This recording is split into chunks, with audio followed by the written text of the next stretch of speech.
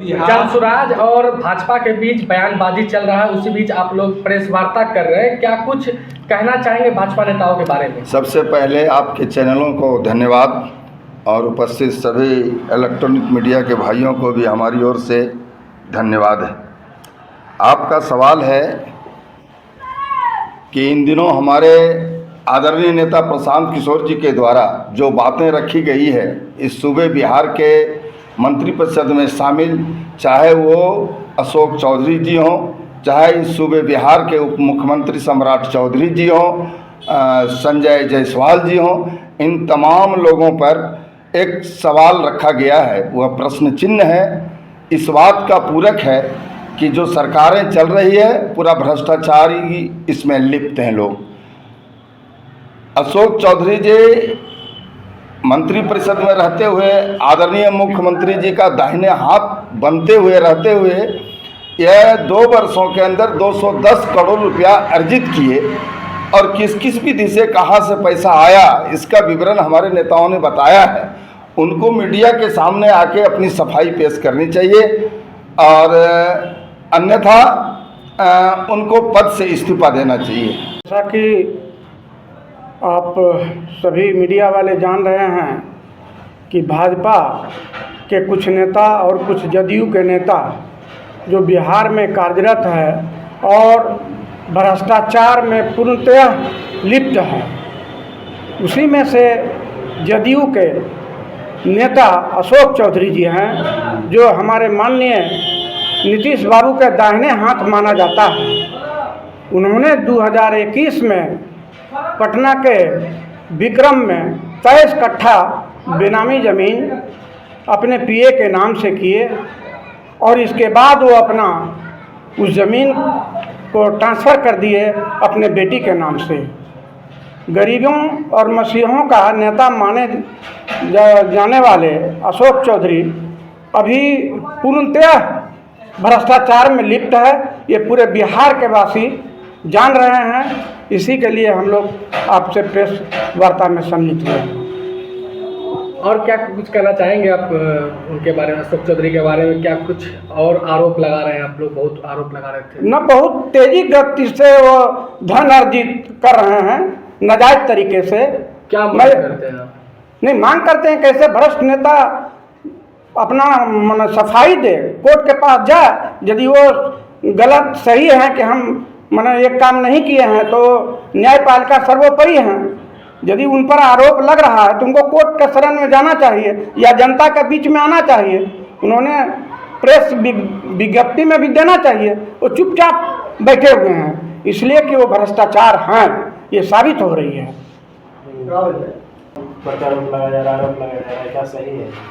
मैं आप सभी का स्वागत करता हूं इस प्रेस वार्ता में। आरोप जो लगाया जाता है इसको सरकार को प्रमाणित करना है। सरकार के पास एजेंसियां हैं, जांच करवाएं। जांच करवाने के बाद दूध का दूध पानी का पानी हो जाएगा। ये हमें याद रखना होगा कि हम सुशासन की सरकार में बैठे हुए हैं और यहाँ भ्रष्टाचार के विरुद्ध जीरो टॉलरेंस माननीय नीतीश जी का था, नीतीश बाबू का था, जो हमने देखा भी। लेकिन उनको अब शारीरिक रूप से अस्वस्थ होने और मानसिक रूप से अचेत होने के बाद उनके मंत्रियों के द्वारा जो बिहार को लूटा जा रहा है उसी के खिलाफ जनसुराज पार्टी ने आज ये प्रेस वार्ता रखी है। हमारे आदरणीय प्रशांत किशोर जी ने 19 तारीख को पटना में प्रेस कॉन्फ्रेंस की थी। हम उसी राह पे चल रहे हैं जिस पर सुशील मोदी जी कभी चला करते थे, स्वर्गीय सुशील मोदी जी। हम सिर्फ आरोप नहीं लगाते, हम दस्तावेज के साथ आरोप लगाते हैं। अगर वो झूठा है दस्तावेज हमारा तो प्रशांत जी पर या हमारे सब पे किसी पे मानहानि का केस हो। अगर दस्तावेज सही है तो पार्टी को निर्णय करना चाहिए कि ऐसे भ्रष्टाचारी लोगों को पार्टी में मंत्रालय में रखना चाहिए या इन्हें हटाना चाहिए या इनसे त्यागपत्र लेना चाहिए। ये पार्टी की अपनी जिम्मेदारी है, पार्टी के अंदरूनी मामला है इसको। और हम लोग इसको गरीबों तक इस बात को हम लोग पहुंचा रहे हैं कि जहां सरकार की योजना नीचे आने तक लोगों को हर जगह पैसा देना पड़ रहा है, वहीं उनके सबसे शीर्ष नेता जब भी भ्रष्टाचारी हो जाएंगे तो नीचे वाले अफसर और पदाधिकारी क्या करेंगे। इसी के खिलाफ हम लोग ये मुहिम लेकर आए हैं। बिहार और बिहारी की हक की लड़ाई लड़ रही है जनसुराज, और आप सभी को आज इसीलिए बुलाया गया है कि बिहार बदलाव के इस यात्रा में आप सभी का भी सहभागिता चाहिए। आप भी बातों को उठाइए, बिहार के हक के लिए लड़िए। हम बेरोजगार हो रहे हैं, हमारे युवा को यहाँ रोजगार का कोई अवसर नहीं है। और आप देख रहे होंगे कि अभी माननीय नीतीश बाबू पैसों की बरसात कर रहे हैं। हमारे युवाओं से रोजगार छीनकर पैसे की बरसात करने से कोई फ़ायदा नहीं होने वाली। अब हमारे युवा ऐसे नहीं हैं कि 2000 और 10,000 में खुश हो जाएंगे। ये वही युवा हैं जिनको इन्होंने लाठियों से मारकर पटना से भगाया है। ये युवा कभी भूल नहीं सकते। वह उनका वाजिब मांग था जिसके लिए इस सरकार ने, सुशासन की सरकार ने पीट कर उनको वहाँ से भगाया। अब ये अपने वोट की ताकत से इस सरकार को गद्दी से उतारकर युवा अपनी ताकत दिखाएंगे। और हम लोग सभी, जितने हम लोग पदाधिकारीगण बैठे हुए हैं, सब इसी मुहिम में दिन रात मेहनत कर रहे हैं। सबसे पहले मैं आए हुए सभी पत्रकार बंधुओं को हार्दिक स्वागत और धन्यवाद देना चाहता हूं कि आप इस जन स्वराज के प्रेस वार्ता में आएँ और हमारे उपस्थित सभी पदाधिकारीगण, हमारे जिला से आए हुए जिला अध्यक्ष श्री अरविंद शाह जी, हमारे संभावित प्रत्याशी घनश्याम दास जी, हमारे विधानसभा के प्रभारी, चुनाव प्रभारी श्री सुशील सिंह जी, हमारे प्रखंड के महामंत्री सुचित मंडल जी, हमारे अल्पसंख्यक समुदाय के संयोजक मतीन जी और यहाँ पे उपस्थित हमारे संयोजक इंद्रदेव मंडल जी आए हुए हैं। मैं इन सभी का धन्यवाद देना चाहता हूँ कि इस प्रेस वार्ता में आए।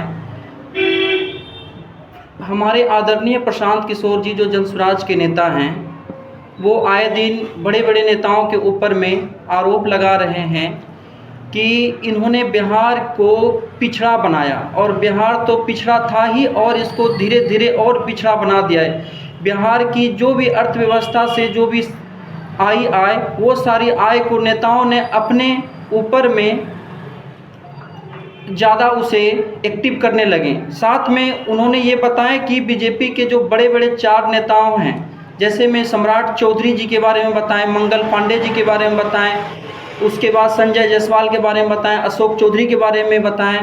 तो यहाँ पे मैं आप लोगों को बता देना चाहता हूँ कि मंगल पांडे के ऊपर में जो आरोप लगाए हैं हमारे आदरणीय नेता प्रशांत किशोर जी, वो आरोप बिल्कुल सत्य हैं, चूँकि वो प्रमाण के साथ वो आरोप लगा रहे हैं।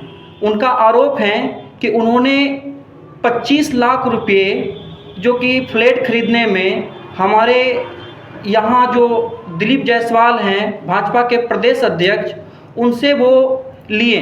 वो पैसा सम्राट चौधरी, मंगल पांडे जी, वो उनको ट्रांसफ़र करवाएं अपने पिता के खाते में, जो उनके पिता अवधेश पांडे जी हैं।